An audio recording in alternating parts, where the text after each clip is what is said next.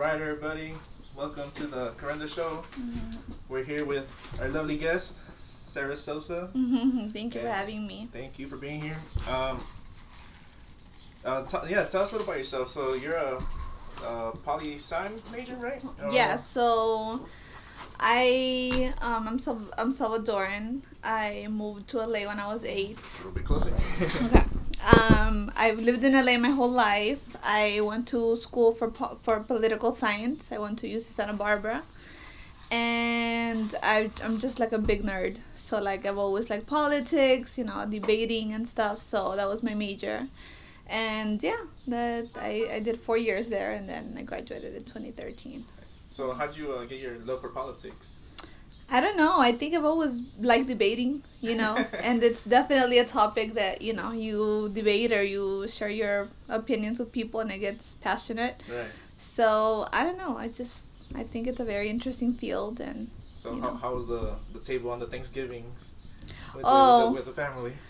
I mean, my family, I would say we were pretty much aligned on the political spectrum. Oh, okay. So there's not a lot of debate there, but it's always good to, share, your opinion with people and throw a wrench in there. Yeah, like, people have different opinions, and that's okay as long as you guys respect one another. Right. See, yeah, that's very... So, would you consider yourself, on the liberal side or center? Oh, I'm very progressive. Progressive? I'm very progressive. Like, I'm very on the left. Yeah. Far left, like Bernie aligned. Yeah. See, yeah, that's a weird thing. Like, I really don't know what I am. Because, yeah. For the most part, I think a lot of people would say, I'm conservative. Mm-hmm. But then, like, when Bernie came along, it's like, yeah, I was right on, like, with everything that his views, his policies, what he was trying to implement. Yeah. So, I don't know. Maybe I'm centered, I guess. I really don't know. But, yeah, and that's the whole thing I want to, promote on this podcast, yeah. We can have this debate or whatever you want to call it. And be at opposite sides of the spectrum. Opposite views, but we all still, in the end of the day, we all come as one. Yeah, of course. And if you guys have different opposing views, it doesn't mean you have to fight. You can, be friends. Like, just have a healthy dialogue about it. And leave it at the table. That's it. Like, of course. Once you leave the table, boom. Go back to, I don't know, whatever you guys want to do together in LA. Yeah. Or Tijuana. For sure. But yeah, so where shall we start off with? Well, let's continue a little bit with Santa Barbara. How was that for your family? I mean, you were... I'm the first one in my family to go to college. Yeah. Like a lot of people, who grew up in low income, LA or wherever you grew up, but like predominantly Latino neighborhoods. Yeah. So, like I said, I've always been a nerd. So I knew, like, college was never, like, an option for me. I knew I was going to do it, But I don't think I was mentally prepared for the culture shock, You suddenly find yourself in a town that's 80% white, 90% white. There's not that many Latinos. And not only that, but it's like everybody comes from a very different socioeconomic background. Right. People whose parents are... lawyers, doctors, Yeah. My mom, when I went to college, my mom was making $12,000 a year. Okay. Like low wage, minimum wage. Yeah. So that was a huge culture shock for me. That was the hardest part about college for me, and I'm sure it is for a lot of Latinos. You suddenly find yourself in an environment that is so different to what you're accustomed to. Yeah, I bet.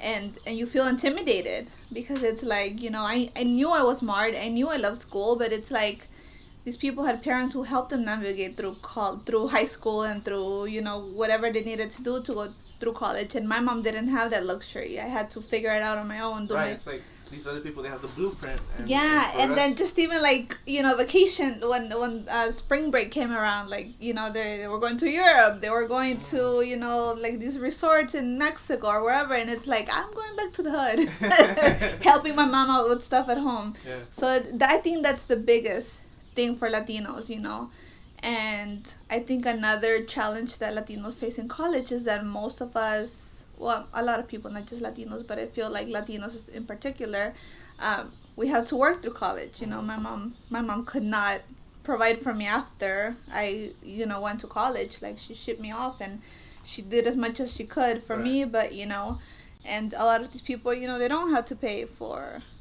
a lot of people. Yeah, I went to school pretty much with a lot of people that they had their parents to pay or whatever, and that's another pressure. You want to finish school, but you also have to provide, and it's just. But it was an interesting experience. I had a great time in college, and I think it really shaped me to who I am today.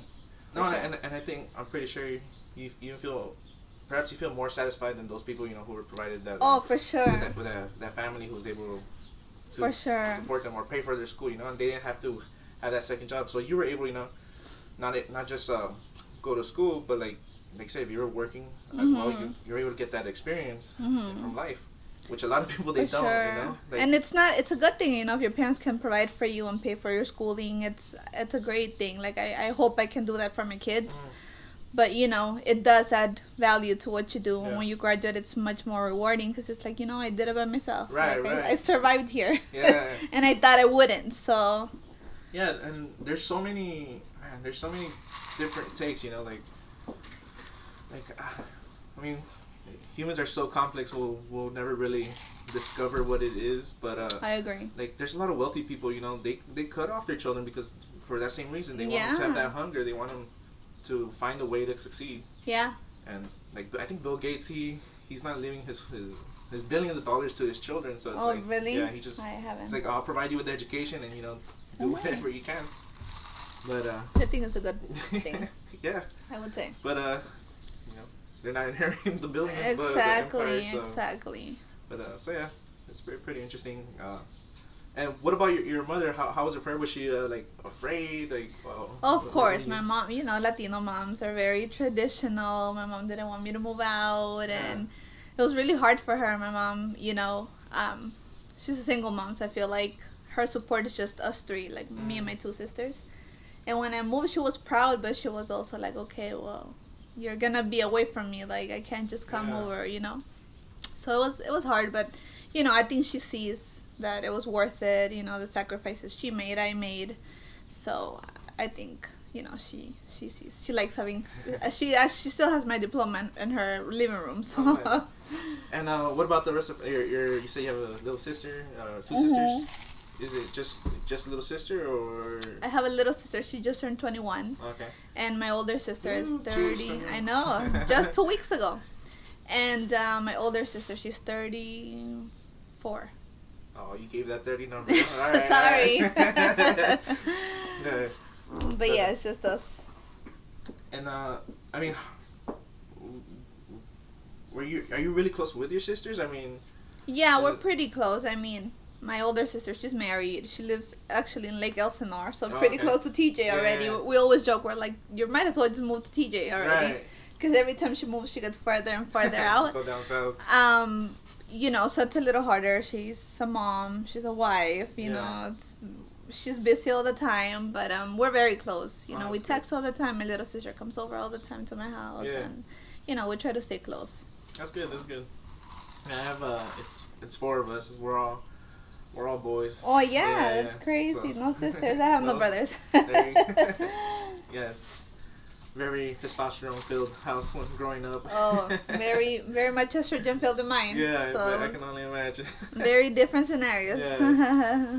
All right, well, let's hop into, so, as you were talking about telling us you completed your political science major and everything, and then what better time to put that into use than now. It's such an interesting time. Yeah. So, let's hop into a little bit. What's your take on the whole election? You say they're valid or not valid? Of course it's valid. I am a little perplexed, by people saying that it was rigged. Yeah. Because I just feel like Trump at this point is being a sore loser. And I think it's very interesting how Hillary won the popular vote 4 years ago, but nobody said it was rigged, nobody questioned that. Yeah. And now it's like he won the electoral college, Biden, he won the popular vote, but you still want to say that it was rigged. Why? Like, there's no proof. There's just no proof. there's just no proof. Yeah. So to me, it's like if there's no evidence, why? How can you move forward with that claim, or how can Right. you express that, like spread it, to others? So it's just very um, perplexing to Yeah. me that people are running with that. What about you? What do you think? No, yeah, I think it's very, very horrible. Like, it's dividing the country even more. It's Mm-hmm. already divided enough as it is, and then, to question, the democracy of this country, like, it kind of is putting us into a little bit of chaos, Yeah. and like that's what's always been, I guess, a great thing about the United States. Mm-hmm. You know, there's always gonna be voter fraud, like. Perhaps not like in a large scale, maybe not big enough to win an election, but there is. We gotta admit that. Yeah. But I don't think enough to sway an election towards one way or the other. And like you said, like that's why we have the popular vote and the electoral vote for those reasons. Like if there is any fraud, like you don't just win the popular vote. Like if there's a way you can buy the votes or fix the election with the votes. And that's the thing, like Hillary won the popular vote, but Right. she didn't win the electoral college because historically, as of recent elections, elections, most states do go red. Yeah. And you could see it in the map this time around too. Like it was, it was projected the most were gonna go red. Right. So she won the popular vote, but she didn't win the electoral college because it's not based on how many votes you get. It's based on the population in each state who they award the votes to. So I feel it's just interesting how Biden won in both areas, and they're still questioning it, but there's no proof. Yeah, and I remember because this isn't something new. This happened also in was it the 2000 election? So with George Bush. Yes. And Al Gore. I think Al Gore was announced the winner that night, and then the next day or a couple of days, it ended up being George Bush. Yeah.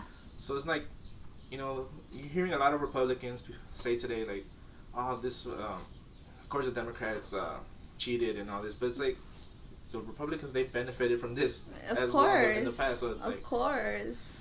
There's, I don't know, it's not cheating. Maybe, I sometimes people say there needs to be a change, but I don't know, like I said, I think it's sometimes a pretty good system because like it does provide that balance for those smaller states who don't have large populations. Yeah. So there is that balance, but then like you said, it goes either way. If the majority wants one person to be president, but they're not elected because the electoral, then it's a little controversial. It is. And I think it's only something unique to the United States. Like of I don't course. think the rest of the world. No, nobody else that does. system. So no. yeah, it's very, very unique. And yeah, we were talking a little earlier before we started that as far as the fraud, I have a friend. He works for the post office, and he was telling me, it's because I don't know the exact words. I should have jotted this down, but he was telling me during the election. I asked him, like, hey man, like, do you think there's any fraud going with the votes? As far as the mail goes. He's like, no, that's like near impossible. And I was like, why is that? And he tells me, I guess once again, I'm chopping it up here, something a little bit, but I think he said the post office general or inspector, something like that. He was walking into the offices, before they opened and right when they ended their shift, and he was saying that if they would end up finding 5 ballots like on the floor or hidden somewhere, like someone was gonna get fired. Yeah. And I mean that kind of assured me, like, okay, like they're actually inspecting, and he was saying it was a very thorough inspection. So like, they're taking it very serious. And then I told him, like, well, who do you fire? Because like, what if it's just multiple ballots? And he ended up explaining, like, well, it's just the lowest person on the totem pole, sadly. But but that tells you how strict they are with it. Like they're taking it very serious. And even the states that took multiple days to count the ballots, it was like it was very slow and people were getting impatient. But it's like it was important for them to do that because otherwise they would have been accused of a fraud right away. So it's like people, some states did actually take the time to slowly but surely count every vote. And I wonder, like, what's the longest time we've gone like from going what do we Yeah. call it, election night to finding out Yeah. president? Because Actually, I don't know either. yeah, I mean, usually we find out that same night, Yeah. or at least recently in our lifetimes, right? Mhm. We find out that same night, Mhm. and I don't know. This was a weird one. It's like it's Tuesday, it's Wednesday, Thursday, and then until was it Friday? Saturday. Was it Saturday? It was Saturday. Yeah. Yeah. So it's 4 days, 5 days almost. So it was a crazy night. It was. But man, I don't know. I don't know where we're headed. Hopefully somewhere good. Try to be optimistic. Yeah, I hope so too. Yeah. I mean, I think a lot of the first time around, I didn't really take him serious when he ran in 2016. Yeah. I had no thought that he was gonna win. I was 100% sure that he was gonna lose. You know, and then he won, and it's like what's coming our way? You know, like, and it's been. I mean, like I said, I don't mind, you know, if Republicans, you know, are in charge of, you know, obviously I'm a progressive, but I can respect everybody's views. Obviously Democrats are not gonna run the country every election, every term. Right. But to me, it's like somebody that's so divisive, somebody that's so hateful and disgusting. Yeah. It's just, you know, like a Twilight Zone moment for the United States. I feel those 4 years, you know, not only was he like spewing irresponsible statements left and right, but I feel like the way he treated the pandemic from the get-go and the way he just handled so many things it's so inappropriate. Right. And it's like, I get conservatives want to back up their candidate, but it's like, do you really want to back up someone that is so divisive? Yeah. So disgraceful, pretty much, to the whole conservative population, to the whole conservative groups, you know, and I do think that's why states like Arizona, states like Georgia, you know, flipped, because I feel like people were really in awe that this man really was a president for 4 years, and I felt people felt motivated, incentivized to change it, to actually get out there, you know. Yeah. Well, for me, I have a different idea about that. I think, you know, over the last couple of years, like, taxes have gone up like crazy here in California. For those, I mean, pretty sure everybody knows about California taxes, right? Yeah, it's always on the news all the time. Ridiculous. It's ridiculous, yeah. And you know, a lot of people, they moved out, you know, including my parents and my brothers. They moved, and you're seeing a lot of people move into these states. Like, even Texas itself, it almost became blue. Or at the initial, like, when they were counting it, like, they were thinking it was gonna go blue, and I was like, wow, like Arizona, Texas, like, I never thought these places would go blue in my life. Exactly. And you're like you were saying, you're talking about, you know, people showing up. Like, I would love to see how much impact of the people leaving the California, because there's a mass exodus and going to, especially Texas or in Arizona, and also I think Nevada. It's a lot of places where a lot of people were leaving. And it's just such a expensive place to live here. It's really expensive. That's why I'm Tijuana. Yeah. But it's something that needs to be definitely studied and checked out, because I wonder if it, like you said, if it's people showing up wanting the actual change, or if it's the migration within the country. So it's something that needs to be explored. I do think that a voter mobilization was crazy this time around. I think it broke records. I think, you know, they've said like there's more people voted than in the previous election by record numbers, and I think it's because of that. I think people, you know, sometimes it's so easy to feel like, oh, I'm just one of a billion, you know, like I'm not gonna make a change. Yeah. Because I know people that they were like, I'm not gonna go vote, you know. Even this time around, they're like, yeah, same here. They're like, California's gonna go blue anyway, so why would I vote? And if so many people have that mentality, it's like, you know, then it does affect the patterns. It does create trends, because votes do matter at the end of the day, whether you think they do or don't, and especially in states like, you know, states that flipped, because it's like historically they've been red, but, you know, if people actually do take the time to vote and get involved, I think they can definitely make a change, and that's a little inspiring, I think, to the whole idea of democracy, whether you stand on the left or on the right of the spectrum. I think it should be changing, right? There should be balance. Of course. And see that so this is where my little conservative part comes in. Mm-hmm. So like we mentioned, a lot of people have left towards Texas, but perhaps Austin maybe I wish I could have gotten this within time, but it just came into my mind. Yeah. I remember in Texas they wanted to put a new tax, and it's like Texas is known for no taxes. Oh, so yeah. So it's like, okay, now you're turning blue, and now you're introducing taxes as well. It's like you're kind of changing where you're leaving, and you're going to a new place, and you're turning into the place that it once was.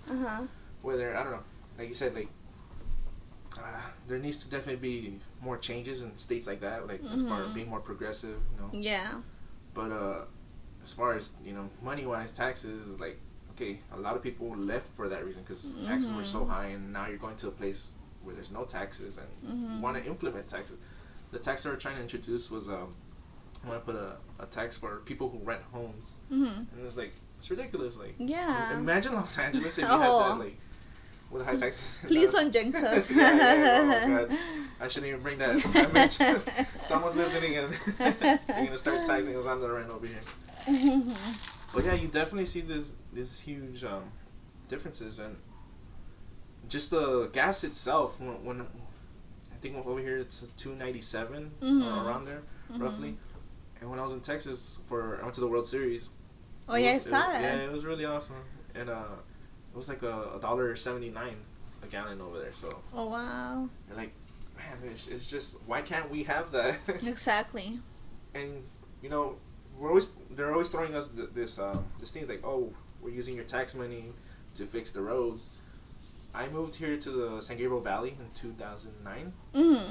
And the 10 freeway has been in construction ever since. Forever. Like, if anything, they reduced the lanes because they created that fast track, and it's like the whole point of carpool, it was supposed to be free. Right. And now you're taxing us. That's another tax. Form of a tax. Pretty much.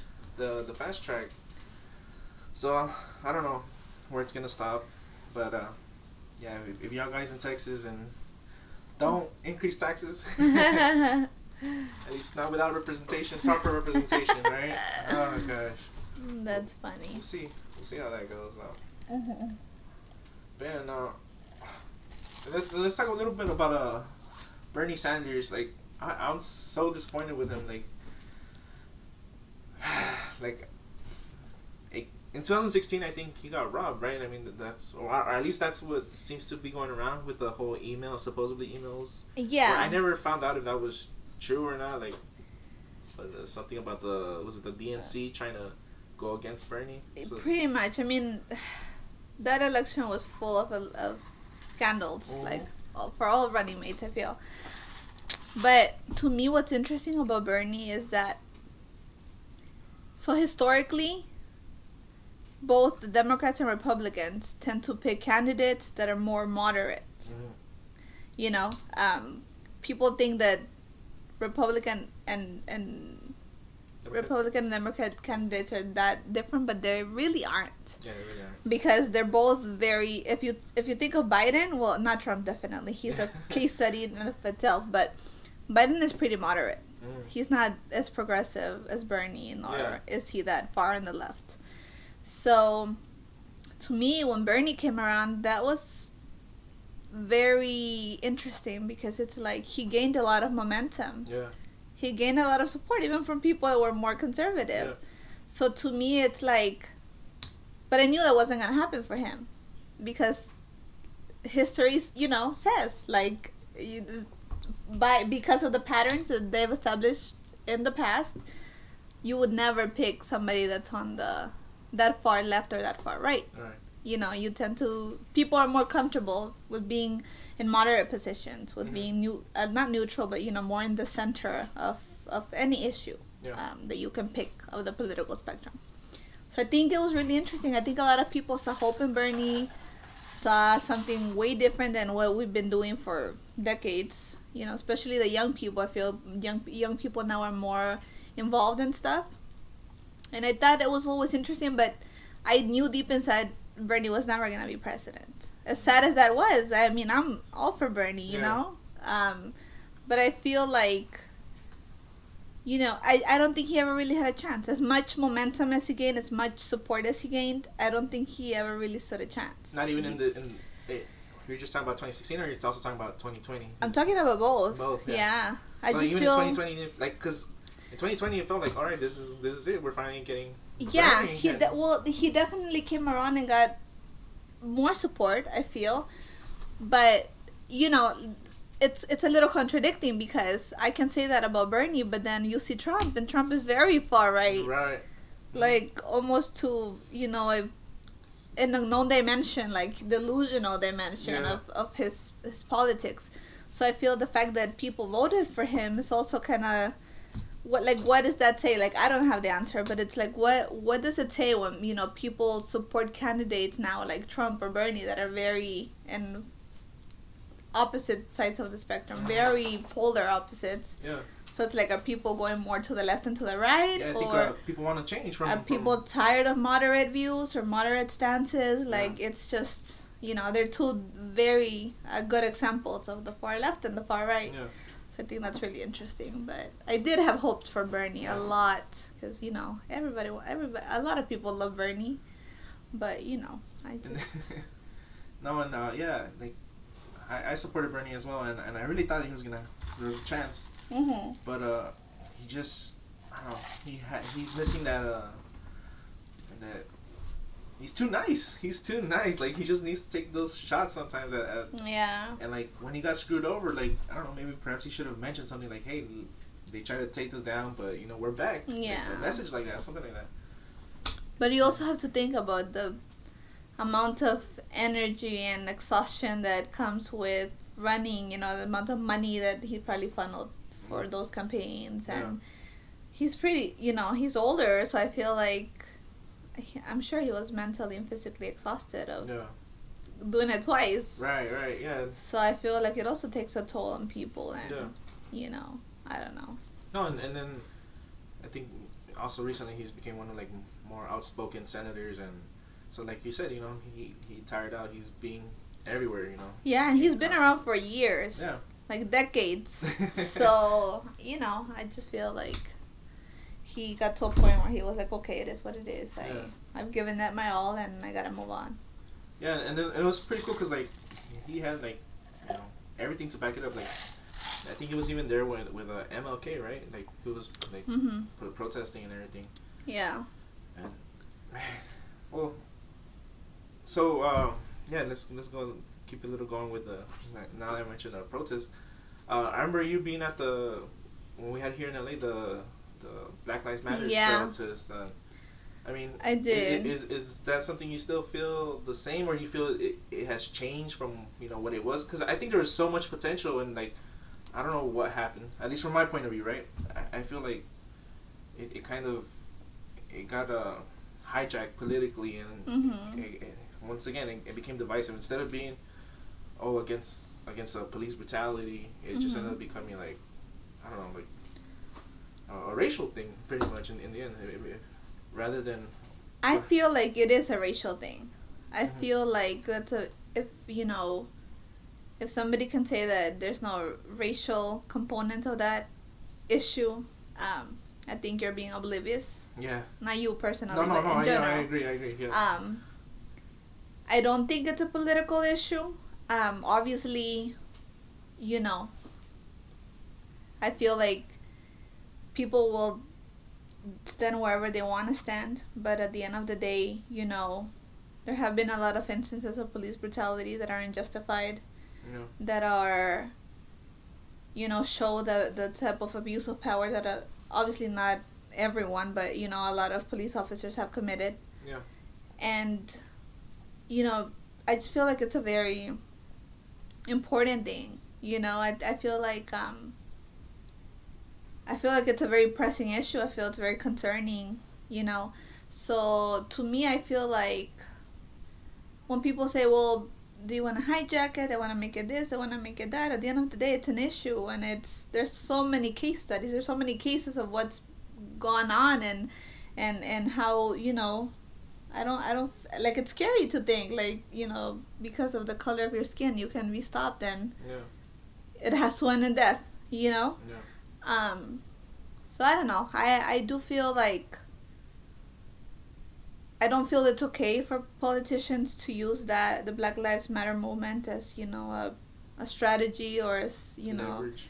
yeah, as leverage. But I do feel like the country has to come together, and come up with some type of reform or some type of action in regards to that, because I do think it's a big issue. Right. So that's my take on it. And Yeah, it's like I said. Yeah, racism is definitely real. yeah, Like, I think a lot of us, especially here in Southern California, like, we're so diverse. yeah, But if you travel, like, oh yeah, to other states, you'll notice it. For Like, I don't know sure. how it was for you in Santa Barbara. Like, I don't know if you noticed that, or if there was like. Yeah, it was definitely, you feel, it's very different. Like, there's not a lot, when there's not a lot of people that look like you, or, I think sometimes it's hard for people to understand, or to, I don't, sometimes, you're raised that way to view people as other, Mm, but it's like, we're just all in this, pretty much trying to figure it out. And I feel like, yeah, you see it in a lot of places, because the truth of the matter is that even LA is diverse, but it depends on what neighborhood you go to. Yeah. There's predominantly Asian neighborhoods, there's predominantly Latino neighborhoods, there's predominantly Black neighborhoods. Yeah. So it is diverse, but I think even within a diverse community, there's still like sections. Yeah. And that's also part of the problem, because if you just grow seeing your people, or seeing, just understanding your culture, then it's kind of hard to relate to other people. Maybe because they have different cultures, or different customs, or different language. But, at the end of the day, like, it's all the same. Like, we're all just trying to figure it out. And sometimes, you get put in this bubble. I went to King Middle School. I don't know. Did you go to King Middle School as well? Or? Virgil. Mm-hmm. Did you guys have the track system? Mm-hmm. Yeah, so I was talking over with my friend. I was like, because I was part of, there's 3 tracks in my middle school back in the day. It was A track, B track, B and C track, track. mm-hmm. And I was part of C track. Me too.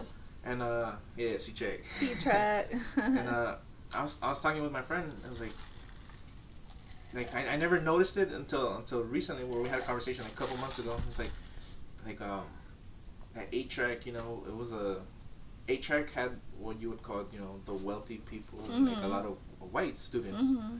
I was like, I being in high school, I mean, in middle school, I never picked that up. Mm-hmm. And looking back at it, I was like, wow, like, that was kind of the first implementation. Like, you can kind of say, what would it be? Not segregation, or Mm-hmm. like redistricting, whatever you want to call it. Mm-hmm.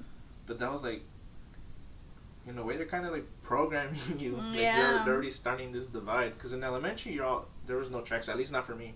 In elementary, everybody was together. But once I went to middle school, then you had C track, Mm-hmm. and then you had A track, B track, and A track was always like full of white people. I don't remember no white people in C track in my class, at least. So that was very interesting looking back at it. It's like, huh, there's that. I don't know, trying to divide us by race, or Mm-hmm. or by zip code, whatever it is that they go by. Yeah. But yeah, that was really eye opening. And like I said, there's so many issues. Like I said, I want to make it clear, racism is a thing. And I think if people were to travel more, like get out of LA, just go to Arizona, Nevada. Like, Yeah. I heard a lot of people also say, Texas is very racist. Mm-hmm. From my experience so far, I've driven to Texas and everything, and some of the nicest people. Mm-hmm. So I haven't had no issues with racism. The one time I faced racism was actually on the way back. As soon as I entered California, I think it was Blythe. Oh, that was okay. that city, and like they were just talking, oh, no, here's another Mexican coming. I was like, fuck, like, damn, I was expecting this in Texas, not in California. But yeah, I mean, it's definitely an issue, and people need to, just because it's not happening where you're living, like it's still a big thing. Yeah. And a lot of people are not aware of it. And then yeah, like tying back into the whole police stuff, like, so that's one thing, is that there's that issue of racism, which is clear. There is racism, but another thing is the the thought, like it's almost like a cult within the police industry, like. Mm-hmm. And I kind of have dove into it, and thinking about it, it's like I think the way they might see it is, if you don't have my back, then I'm not gonna have your back when you're in danger. It's like they're like a brotherhood type of thing, but exactly. to an extreme extent. Extreme, exactly.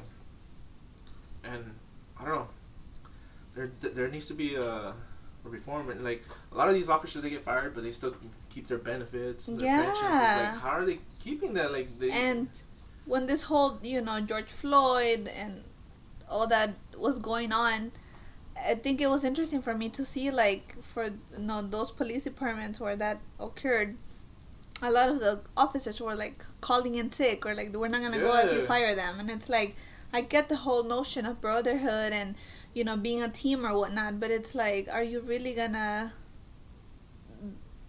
support someone that was in the wrong, or somebody that you don't even know? Like, let the investigation happen, but like, you feel that strongly that you're gonna put your job at stake. No, yeah, and then there's a lot of officers, like I said, they're a brotherhood, but then you ask them on their own, and then they're saying, yeah, that was wrong. And it's like, well, why don't you say that in front of everybody? Like, exactly. But I guess people they're afraid of being punished, or I don't know, whatever goes on. So, but I think the way you come about change is, sadly, is you hit them where it hurts, and their money, their pockets. Yeah. And if they were to change, if they were to know, hey, I could lose my pension, I could lose all my benefits, I'm pretty sure a lot of cops would think about things differently. Yeah. So, I mean, I don't know, maybe there needs to be a change as far as how... I just think there needs to be accountability. Yeah. Like, if you're gonna just get put on paid leave, well, like, what do you have to lose? Yeah. Like, a life over paid leave. Like, a life, I can take a life and go on paid leave. Yeah. So it's like, really? There's no accountability. Right. And that's the problem, I feel. That's definitely the nail on the head right there. And I don't know. We'll see where we are headed. We're also talking about there's the possibility of a new shutdown. Did the shutdown, did that impact you in any way, or like, as far, entertainment wise, it affected all of us, right? We can't go out no more. But, so I was actually not working for 4 months. Oh wow. And that drove me crazy. Yeah.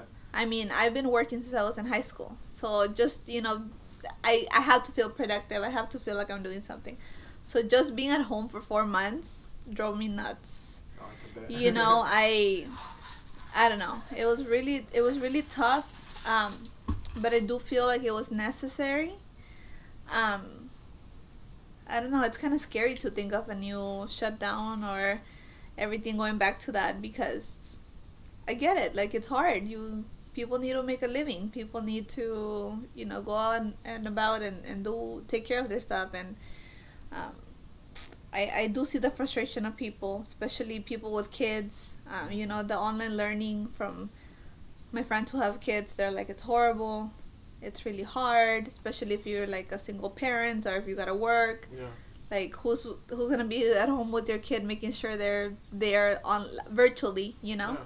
So I feel it, but I do think that it's scary. It's a scary thing, At the beginning, I was like, okay, well, you hear about the numbers, you hear about the people in the news. But it got to a point where it's like, oh, shit, like, I know people who have COVID. Like, I know people who died of COVID. So it gets to, like, it gets real at some point. Yeah.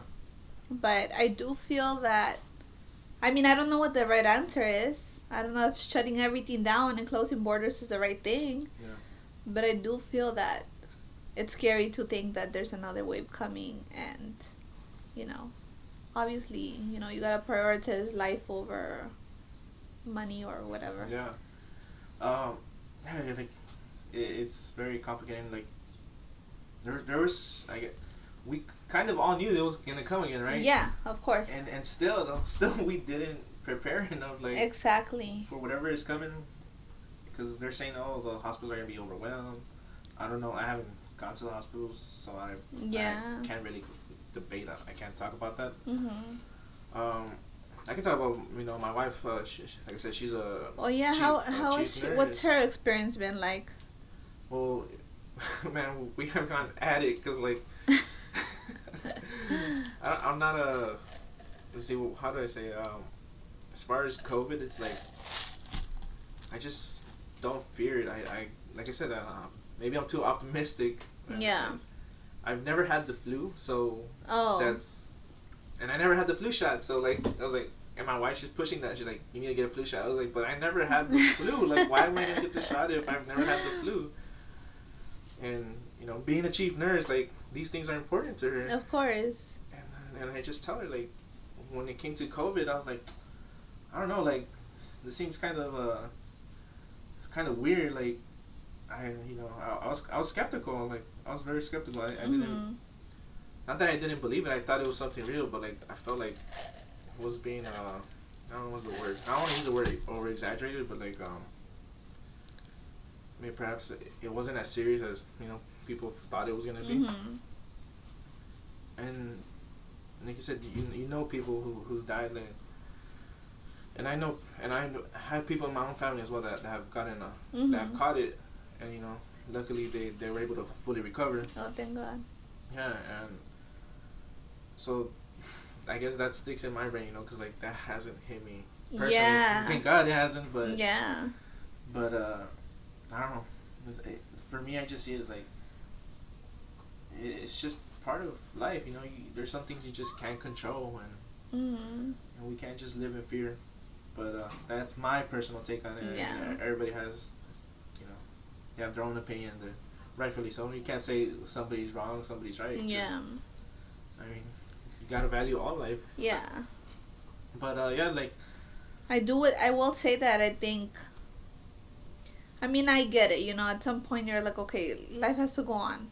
Like I have to still go about my business and, not be stagnant just sitting at home. But I feel like people have gotten like comfortable, I guess you would say, with living with the pandemic. Yeah, I agree. Yeah. So I think if you look at, like, people are out like it's nothing again. I feel like that kind of had died down for a bit. Yeah. Even like restaurants, like now they're like they have tents set outside and like they're open outside. Before it was just kind of like for pickup or delivery or whatever. But I just feel like people are back out like it's nothing. So I feel like that doesn't help either, because it's like, you can still go about your business for whatever you need, but you don't have to be out every weekend. You don't have to maximize the risk. Yeah. So I feel that also, like people just need to put on a mask, like whether you believe it or exactly. not. It's not that hard. Like it's not. I don't think anybody likes wearing a mask, but it is what it is, Yeah. And it's like there's no need for gatherings of 50 to 100 people. Like there's no need right now. Like, you can have next year. You can have. Well, hopefully we'll have next year. But I just feel like people are back to their regular, outdoors life, and that's kind of unfortunate because of that we're gonna slow down the progress and the eradication of this. Yeah, like here in San Diego this weekend they're shutting down. I don't know how long, and then Tijuana, it's also been a large increase. That's crazy. But funny enough, it's a lot of people from the U.S. taking Oh, it to sure. Mexico, rather than how people like to think Mexico's the one bringing diseases or whatever. It's the other way around. It's the other way around, and because a lot of people, they're seeking treatment in Mexico because it's so expensive here in the United States. Oh, so for sure. So they go over there trying to get a lower cost healthcare system, whatever. Health insurance here, it's ridiculous. That's another issue that I'm just like, I can't. Yeah. Like it's expensive to live. To stay alive and get treatment, it's expensive to die. So it's like, what are your choices, really? Yeah, that's so true. I didn't really think about it, but yeah, like funerals, man, they've gone so overboard as well. But like healthcare is just as bad. So it's like, what are your options? Yeah, you can't even die. Dang. But yeah, it's just. Oh, and I was saying, Tijuana, they implemented that, like no more gatherings of 50 people or more, Mm-hmm. if you're caught, like they're gonna give you a 400,000 peso fine, which is like $20,000. Mm-hmm. I don't know if they've done something like that here, but $20,000, like, that's a lot. And when you put it in pesos, it's even more, 400,000 pesos. So it's interesting how that's gonna impact their economy. And, Yeah. And yeah. I've heard of those fines, but I don't think they've really been implemented. Yeah. I think it's been more like a scare tactic. Mm. And I mean, I think that's why people are like, okay, well, we'll get away. And do you think see, here's my thing about this whole shutdown. Like, I feel like if there is gonna be a shutdown, like, we all have to be in a shutdown. Like, Oh, for sure. because I've been seeing cities like shutting down, and then others stay open. It's like, well, people are just gonna move to the next city. And, Yeah, and go over there and do whatever they wanted to do here. Yeah. Yeah. Yeah, like was it I think Halloween, was it LA? They canceled. Yeah, they trick-or-treating, did. right? They But did. then everybody was in Orange County, so it's like Yeah. it doesn't help. Like, everybody has to be a part of it. Mm-hmm. If you do it in sections, it's just not gonna be contained. So I don't know. I wish if the government they do want to shut us down. Like, I think they need to make it fair and shut everybody down. Yeah. Just, I don't know. But then again, I think, politics come to play, and everybody has different. Every city has different like thoughts or stances on whether or not they even believe this is true, or whether or not they want to shut down. So I think it's also kind of hard. Yeah. There's a lot of resistance. Like, for example, Orange County, their gyms are open, and that's crazy. Yeah. we're the only ones. I guess LA is the only one shut down, right? San Diego's. San Diego shut down right now. That's crazy. When did that start? This weekend or today. I'll go today, find out how everything is out there when I go back down. Yeah. But yeah, I don't know. It's scary to think that they're gonna shut down again, and this time there hasn't been no talks of a stimulus package like last time. Oh yeah. And I don't know, like, it's bad to say, but from this pandemic, like, I benefited, like, because I was able to still work, Mm-hmm. and actually I had more work. Oh, that's good. So yeah, I was able more income, and so but not everybody has that luxury, that opportunity that I had. Mm-hmm. And the whole stock market, it makes no sense. It's not matching what's going on in the country. Like, there's so many people still unemployed, and there's new talk of the new shutdown. It's like more people are gonna be shut down. Yeah. Oh, hold on. All right, we're back. The electricity left, Mm-hmm. right? Mm-hmm. But yes. So we left. I forgot where we left off. So let's go to a new topic. The power went off.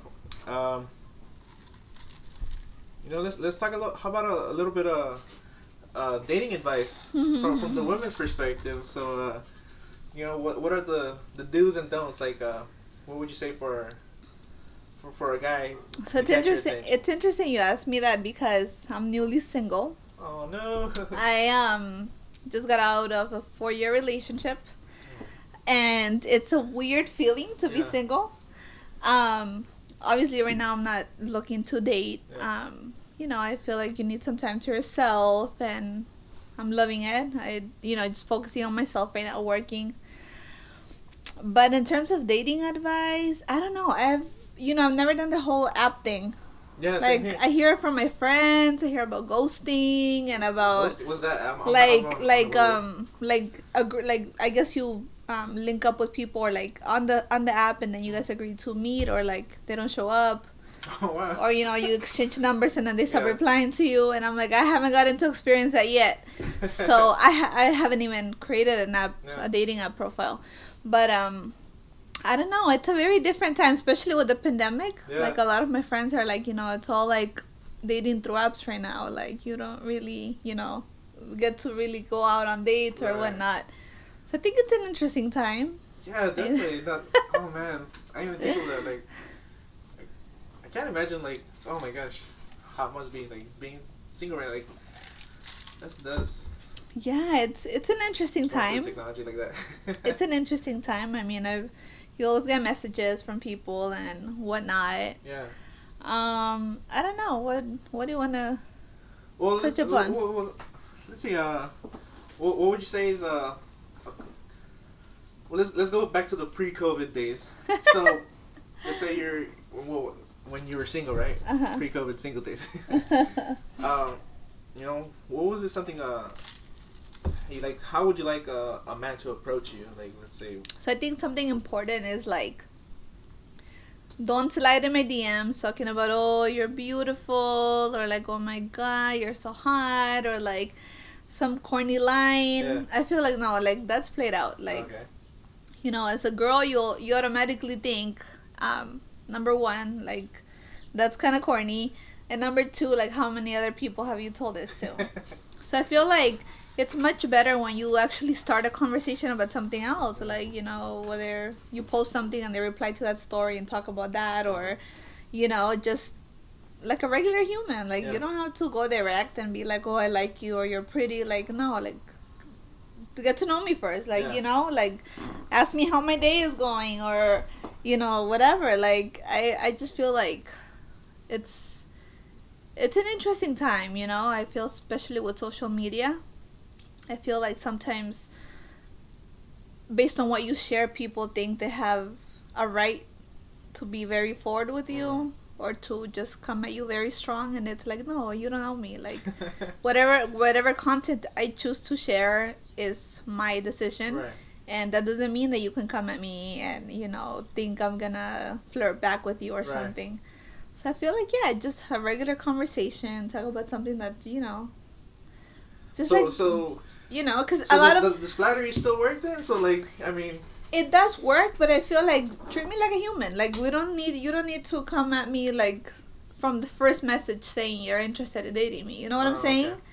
Like, I feel like social media gives people a lot of courage. Mm. It's like, would you really say that if you were in person and you approach someone? You know what I Right. mean? Like, what would you say if you were in person? Mm. I think that would be my best advice. Like, Yeah. don't come too strong. Just be regular. Be yourself. And Yeah, you know. because like you said, social media has changed everything. I wonder like how you know how dating is nowadays. Yeah, I mean, I have yet to experience it, so I don't know. Yeah. I'm a little scared of the apps, to be honest with you, because definitely. I hear all these horror stories. So hey, if you want to talk about a couple of these stories, because like I said, I'm so unaware of this. Like, I just found out like what you said about ghosting, and this is something new to me. Like, I don't know. I'm old school, I guess. Yeah, same. I've been out of the game for a while, so Yeah, right. I don't know. And does that scare you? Like, because like you said, you were 4 years in a relationship, Hmm. and you know technology, all these apps have come out. Yeah, of course. In those 4 years, so Of it's like course. the whole dating scenario has changed. Of course. I feel like, you know, obviously 4 years ago we already had like social media. We had Facebook, Instagram, whatnot. But with these apps, it's like, you know, it's you obviously, if you're there, you're trying to meet someone. Yeah. You're trying to date. You're trying to, you know. So I feel it's very direct. And I mean, I guess the apps are different for different things, you know. Some are based on location to see who's closer to you, so you guys can link up. Yeah. Or, you know, others, like the girl, I think I don't know. My friends were explaining this to me because I don't know. I guess Bumble, like, the girl has to make the first move. Like, so there's yeah, like the girl has. I like the sound of that. So I'm like, what? Like, I don't know. I'm See, not. I think life would be so much easier if women made the move. Yeah, I don't know. I'm just like, I don't know how I feel about that. But yeah, it's an interesting time, I feel, especially with COVID. You know, it's kind of scary to go meet up with someone you don't know because, you know, of everything that's going on nowadays. So. No, but yeah, that's interesting. Like, where the girl makes the person, like, oh man, do you know how much like headaches men would be saving if that were to be the norm? Like, oh god, it would be so. It'd be interesting, an interesting experiment to see. Right. Like how relationships last or work out like that. Like, it'd be an interesting scenario. Yeah. Because us guys, like, we're bad at taking like social cues. I don't know. I'm old school. I'm like, I don't want to make the first move. Yeah. No, yeah. But you know, I definitely get that point too. Like, you know. No, yeah, like, and I talked with my wife. She's like, because, you know, I was dating someone previously for like 6 years. And, and but before I was with a previous person, like, I wanted to be with my wife, but we were friends at times. But you know, I was shy. I was a really shy person. I don't know why the hell I was like that. Like, the person I am today is completely different from what I was. But, you could have gotten her years ago. Yeah, I could have gotten her years ago, exactly. We would have been celebrating 10 years instead of we're sitting here right now. But, man, it's crazy. Where was I going with this? Yeah, it's starting to kick in now. Where was I going with this? 10 years, 2 years. Oh, yeah, like, I asked just, like, oh, I didn't know if you liked me, so I didn't make a move. And she's like, I didn't. I was like, well, if you did, why didn't you just, like...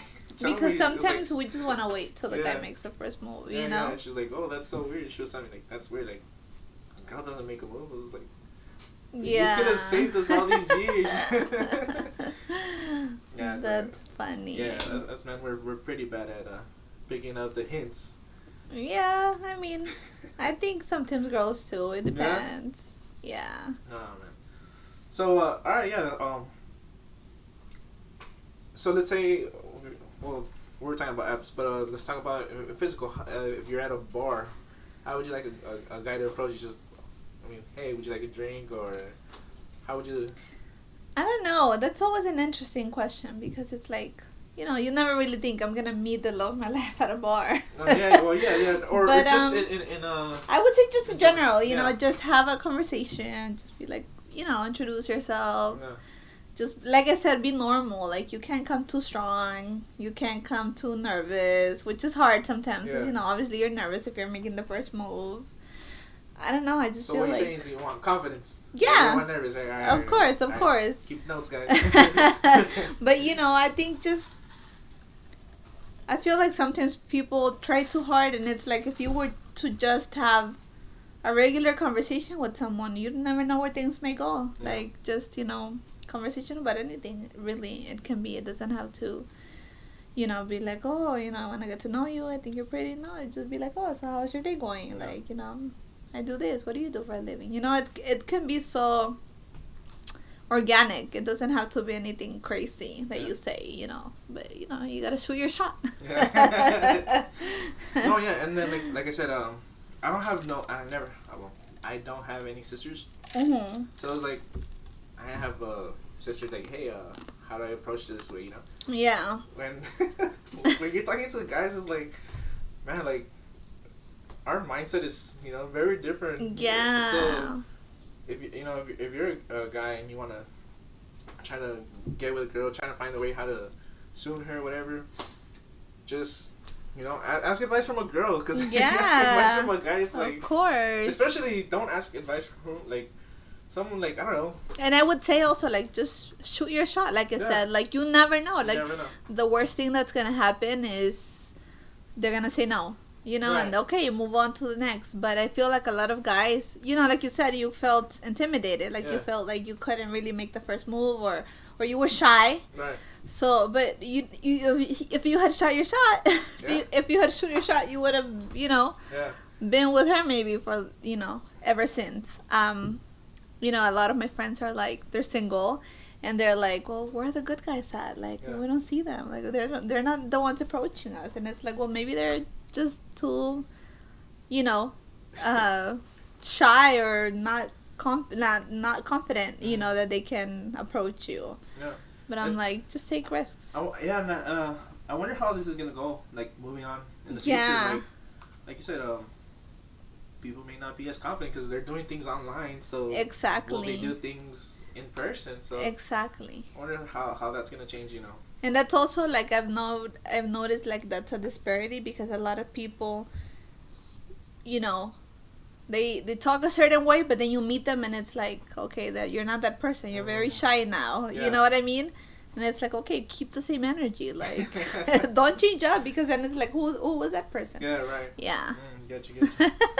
So stay confident. Be confident, guys. Shoot your shot. Shoot your shot.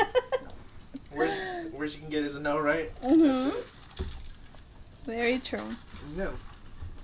what are the don'ts? Let's talk about the don'ts. So what should Like I said, don't say anything cheesy. Mm-hmm. Don't come too strong.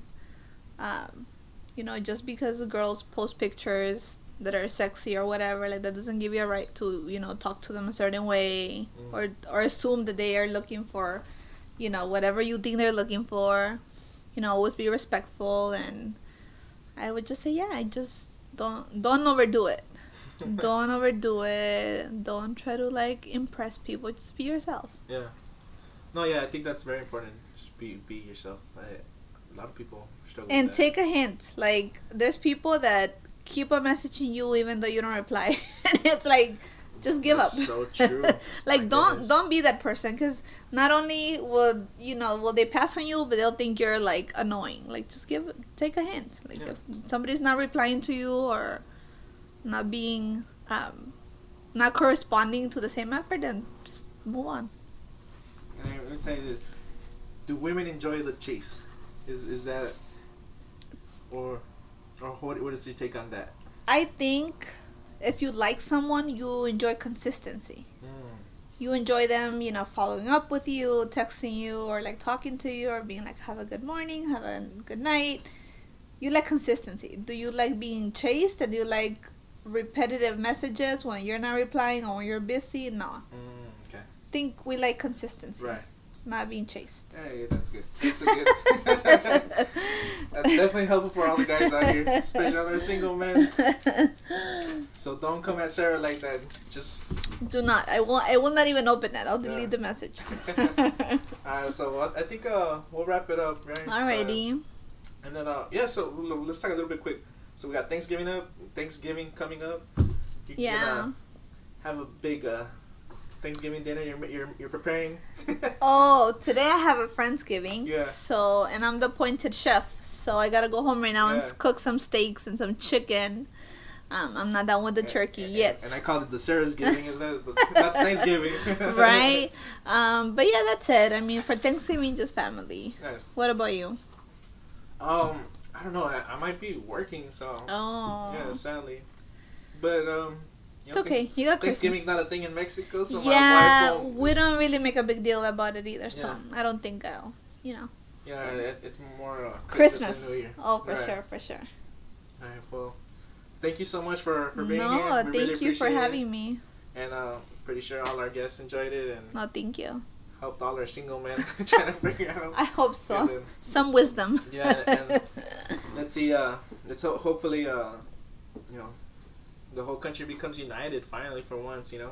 It was really hard with this president. Like, I mean, regardless of whether you're a Republican, you're a Democrat, you're conservative, you're progressive, I feel like we all need some positive news next year. We Yeah, need some definitely. good change. We need to come together. We need to stop being divisive, because at the end of the day, we all share this country. yeah, And, we can only rely on one another.